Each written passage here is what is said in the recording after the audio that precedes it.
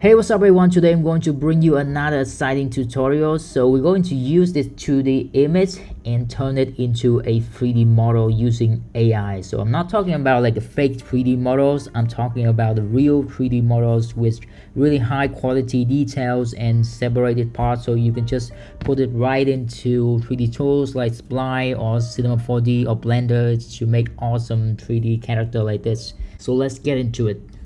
So the AI tool that I'm going to use is something called Kadem. So you can find out more details at kadem3d.com. So basically Kadem is an AI platform that gives you the power to upload any 2D image and it will turn it into a 3D model.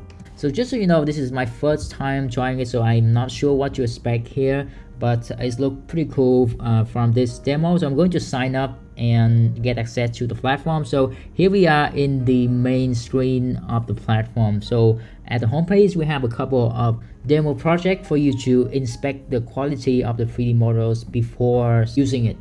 So I'm going to click on the first project here to see what's inside.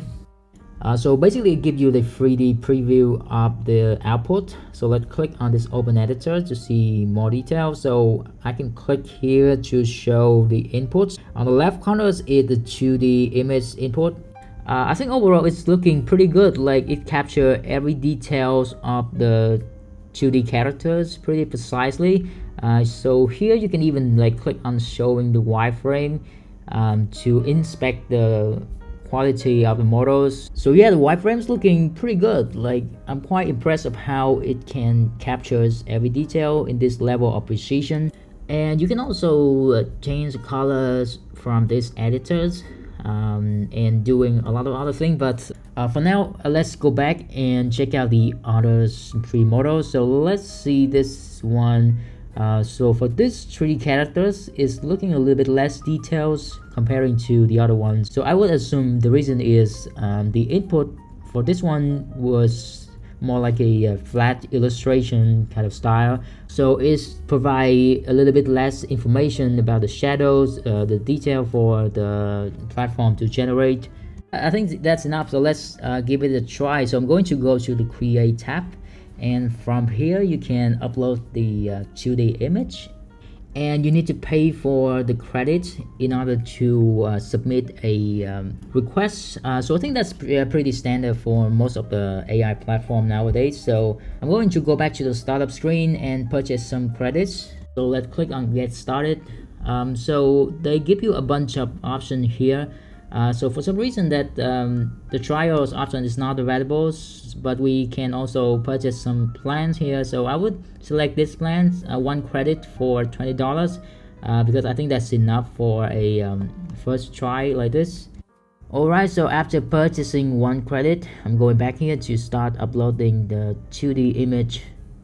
So let's drop it here and waiting for it to process a little bit. So now you see that it's being loaded to the platform, and you need to select some of these output settings. So let's set the high to 30 and select the standard quality because this is quite a simple 3D models. And then let's hit generate, and then it's gonna add this to the queuing list, and it's gonna take a while to process. So give it some time and we'll come back later when it's ready.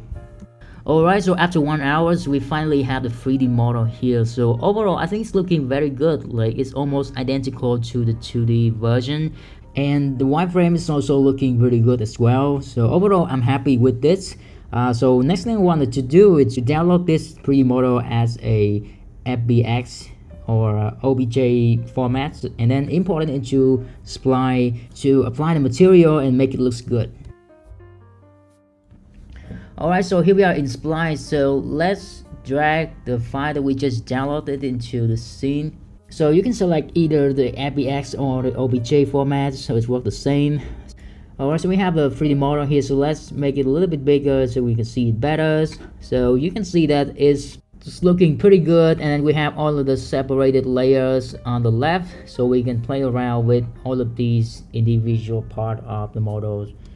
Alright, so let's have some fun. So I'm going to select the bodies and then work on the main materials. So let's start with some depth channels and play around with the colors. Let's make it smaller and move to the top so we can have a brighter colors at the top and the darker color at the bottom of the body. And then create another layers, and for this one I'm going to select Fresnel, so we're going to create a smooth rim light effect for the whole material. And then I'm going to create another layers and use image for these layers, and we're going to generate some textures for the skin. So we use this AI feature to describe whatever like you want here to use as a bitmap textures. So this is what it generated. So I think something like this would work. So let me just go here and adjust the mapping setting to make it look more natural. And then I can adjust the blending mode as well as the opacity to make it blend to the base colors layer. And then let's apply the same process for the other part of the character.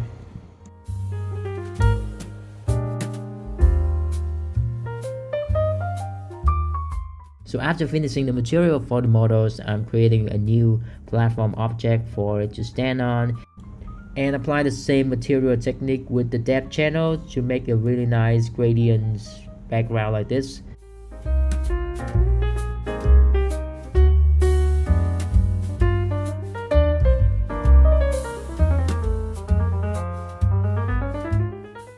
And finally, let's fine-tune the 3D models by adding some extra layer to make it look awesome. So I am going through this process really quickly because I already cover a lot of these techniques in the other spline tutorials in my channel. So make sure to check them out if you want to learn these techniques. Or you can download these project files from my Patreon. So follow the link under the description as well to sign up for my Patreon and get access to this. So this is how the 3D character finally look like. So I think overall it's looking really good.